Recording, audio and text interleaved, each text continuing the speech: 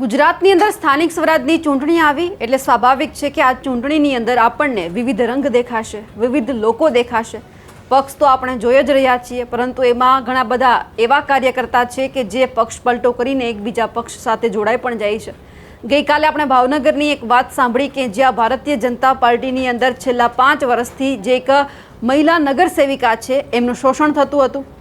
કોંગ્રેસમાં માત્ર 2 કલાક જ તેઓ રહ્યા અને અચાનક તેમનું શોષણ થતું બંધ થઈ ગયું અને ફરી એક વખત શોષણ કરાવવા માટે તેઓ ભાજપમાં આવી ગયા.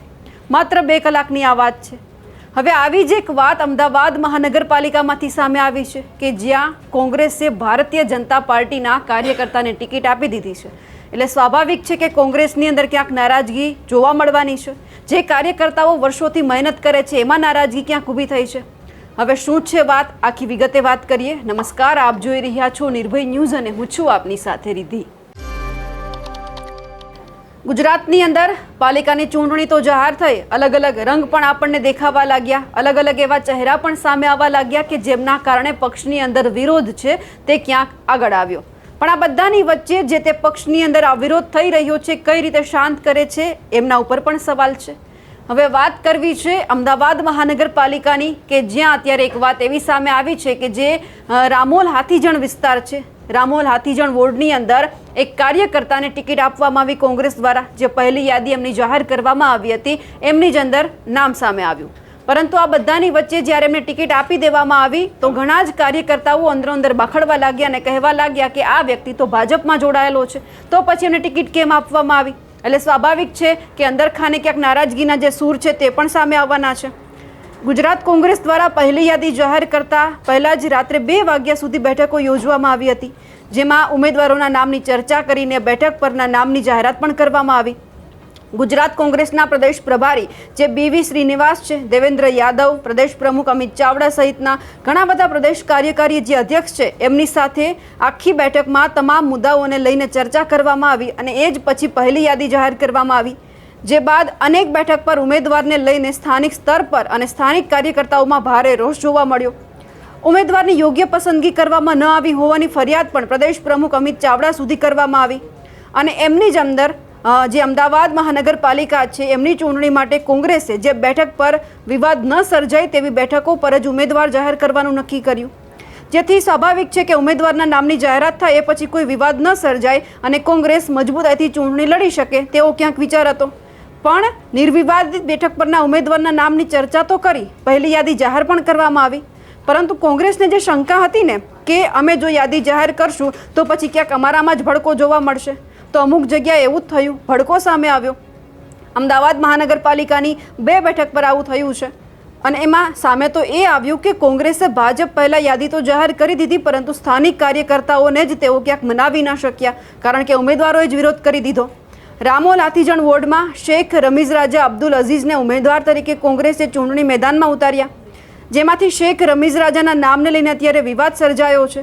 વાત એવી છે કે જે વર્ષ 2024માં કોંગ્રેસ પક્ષમાં આંતરિક વિખવાદ સર્જાતા કેટલાક જે યુથ કોંગ્રેસના અને NSUના કાર્યકર્તાઓએ રાજીનામું આપ્યું હતું. એ બાદ તમામ લોકો કેસરીઓ ધારણ કરી ભાજપમાં જોડાઈ ગયા. એમાં જ આ શેખ રમીઝ રાજાએ પણ કોંગ્રેસમાંથી રાજીનામું આપી દીધું હતું અને ભાજપમાં જોડાઈ ગયા હતા. જય શાહ અને ભાજપના પ્રવક્તા જયરાજસિંહ પરમાર સાથેના શેખ રમીઝ રાજાના ફોટો પણ અત્યારે વાયરલ થઈ રહ્યા છે, જેને લઈને સ્થાનિક કાર્યકર્તાઓએ ભાજપના નેતાઓ સાથેના શેખ રમીઝ રાજાના ફોટો છે વાયરલ કરીને ઉમેદવારની પસંદગીને લઈને સવાલ ઉઠાવ્યા છે. સ્થાનિક કોંગ્રેસ કાર્યકરોએ શહેર પ્રમુખને પત્ર પણ લખ્યો છે અને સવાલ પણ ઉઠાવ્યા છે કે 2024માં જેમણે કોંગ્રેસમાંથી રાજીનામું આપ્યું એ ફરી કોંગ્રેસમાં ક્યારે ઘર વાપસી કરી. અત્યારે કોઈ એવા પ્રૂફ તો છે નહીં કે તેઓ કોંગ્રેસમાં જોડાયા. રમીઝ પુનઃ કોંગ્રેસમાં જોડાય એ પૂર્વે જ પક્ષે એમને ટિકિટ આપી દીધી હોવાનો દાવો કરવામાં આવ્યો. તો 2024 પછી જે શેખ રમીઝ રાજા છે NSU અથવા યુથ કોંગ્રેસના એક પણ કાર્યક્રમમાં જોવા નથી મળ્યા તેવા પણ ક્યાંક આક્ષેપ સામે આવ્યા છે. તેમાં જો કોઈ કાર્યક્રમમાં હાજરી આપી હોય તેના ફોટો વિડીયો જાહેર કરવાની પણ સ્થાનિક કાર્યકર્તાઓએ માંગ કરી. શેખ રમીઝ રાજાના બદલે અન્ય ઉમેદવાર જાહેર કરવામાં આવે તેવી પણ માંગ કરવામાં આવી છે. તો બીજી બાજુ જે અસારવા વોર્ડ છે એમના જે એક ઉમેદવાર જાહેર કરવામાં આવ્યા છે એમને 3 સંતાન છે એમની ફરિયાદ પણ ઉઠી છે.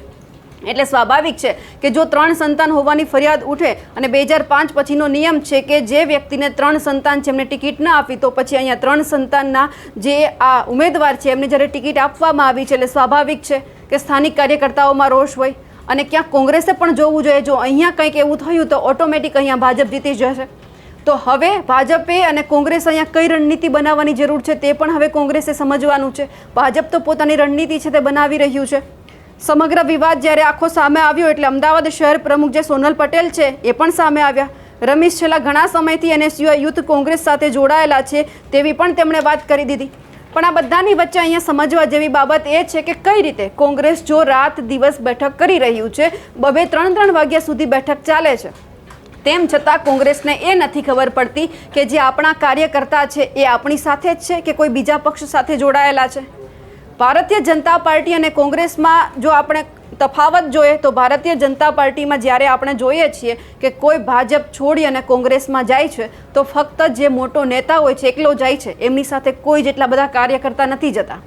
કારણ કે એ તમામ છે એ પક્ષની વિચારધારાની સાથે જોડાયેલા હોય છે, કોઈ વ્યક્તિ સાથે જોડાયેલા નથી હોતા. એમના માટે પક્ષ જ ખૂબ મોટો મહત્વનો હોય છે. પણ કોંગ્રેસમાં એવું નથી. કોંગ્રેસમાં જો કોઈ એક વ્યક્તિ, એક નેતા ભાજપમાં જાય છે કે કોઈ બીજા પક્ષમાં જાય છે તો એમની સાથે હજારો કાર્યકર્તા એમની સાથે જોડાઈ જાય છે. ભાજપમાં જઈને કેસરિયા ધારણ કરી લે છે, કોઈ બીજા પક્ષમાં જાય છે. એટલે અહીંયા સ્પષ્ટ વાત તો એ છે કે કોંગ્રેસની અંદર ફક્ત વ્યક્તિનું માનવામાં આવે છે, વ્યક્તિગત વિચારધારા છે. એટલા માટે જ કોંગ્રેસ છે તે ક્યાંક આગળ નથી આવતું. હવે આ બધા આખી જે આવી ઘણી બધી જગ્યા પર આવું થઈ રહ્યું છે, કોંગ્રેસે સમજવાની જરૂર છે કે આપણે કઈ રીતે પાછળ છીએ. આ ચૂંટણીમાં કોંગ્રેસે ફક્ત ભારતીય જનતા પાર્ટીની સામે નથી લડવાનું. જો એમને આ ચૂંટણી જીતવી છે તો એમણે ક્યાંક કોંગ્રેસથી પણ આગળ આવવું પડશે. કારણ કે અત્યારે કોંગ્રેસ ખુદ કોંગ્રેસની સાથે લડી રહી છે.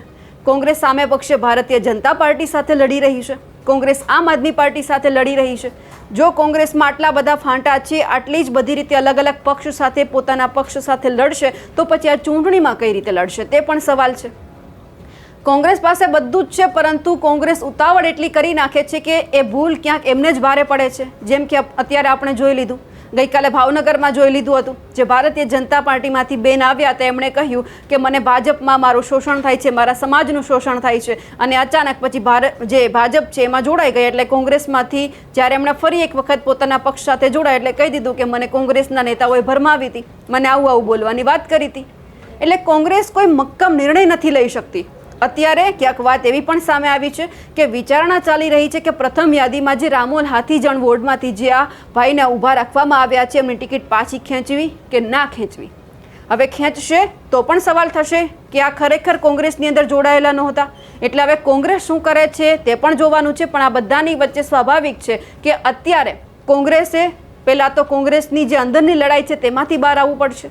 ભારતીય જનતા પાર્ટી સાથે જો લડવું છે તો કઈ રીતે લડવું. ભારતીય જનતા પાર્ટી જે રણનીતિ અપનાવી રહી છે એમાંથી 50%ની રણનીતિ છે કોંગ્રેસ તો અપનાવી જ શકે છે, પરંતુ કોંગ્રેસ આવું કંઈ કરતું નથી. હળબડીમાં બધું કરી નાખે છે અને પછી કોંગ્રેસ ખુદ પગ ઉપર કુહાડો મારે છે. આવી જ પરિસ્થિતિનું નિર્માણ થાય છે.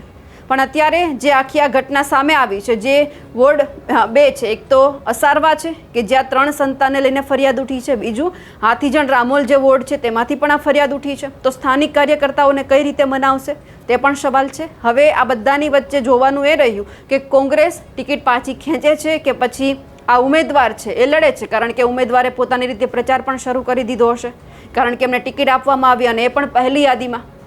હવે એમનું નામ પાછું ખેંચાય છે કે કેમ તે પણ જોવાનું રહ્યું. પરંતુ જે આખી આ ઘટના સામે આવી છે તેમને લઈ આપ શું માનો છો કમેન્ટ કરીને ચોક્કસથી જણાવજો. સાથે જ અમારી નિર્ભય ન્યૂઝ ચેનલને લાઇક, શેર અને સબસ્ક્રાઇબ કરવાનું ભૂલશો નહીં. નમસ્કાર.